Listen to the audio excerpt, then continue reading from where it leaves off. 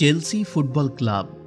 লন্ডনের এই ক্লাবের ঐতিহ্য আর্সেনাল, ম্যানচেস্টার ইউনাইটেড, লিভারপুল বা নিউক্যাসলের মতো দীর্ঘ না হলেও সম্ভ্রান্ত ক্লাবের কাতারেই ছিল।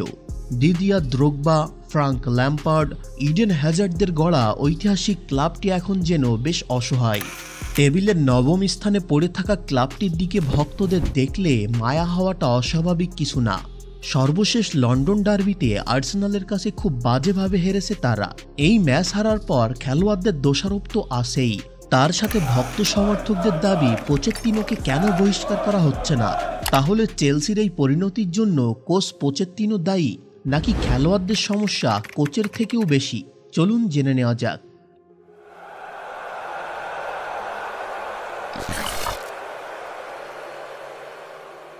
চেলসিতে খেলোয়াড়ের সমস্যার কথা বলতে গেলে প্রথমেই ট্রান্সফারের কথা বলা উচিত। চেলসির একটা সাইনিংও পারফেক্ট হয়নি।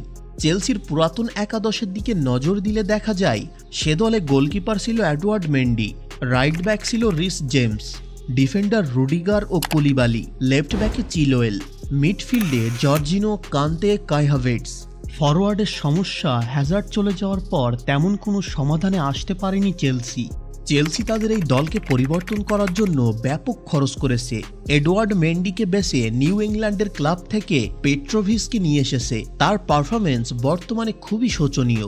ডিফেন্সের রুডিগার ও কুলিবালিকে বদলে এনেছে অভিজ্ঞ কিন্তু বুড়ো থিয়াগো সিলভাকে।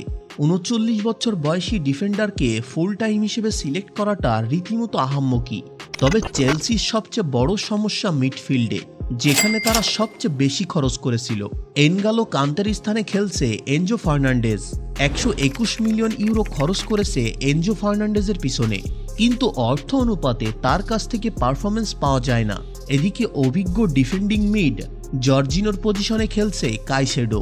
তার পিছনে ১১৯ মিলিয়ন ইউরো খরচ করেছে চেলসি, কিন্তু পারফরমেন্স শুধু ১৯ মিলিয়নের মতোও পাচ্ছে না চেলসি।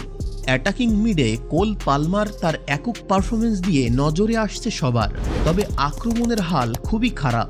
রহিম স্টার্লিং এবং নিকলাস জ্যাকসন, তাদের ফিনিশিং খুবই দুর্বল। তারা শট করতে চায় কনাফে, কিন্তু বল চলে যায় তেঁতুলিয়ায়।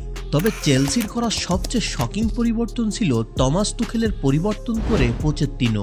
যদিও মূল ক্ষতি করেছিল পোচেত্তিনোর আগে আসা গ্রাম পটার, তবুও এত টাকা, এত সময় এবং সুযোগ, পোচেত্তিনো খুব ভালোভাবেই চেলসি রিবিল্ড করতে পারতেন।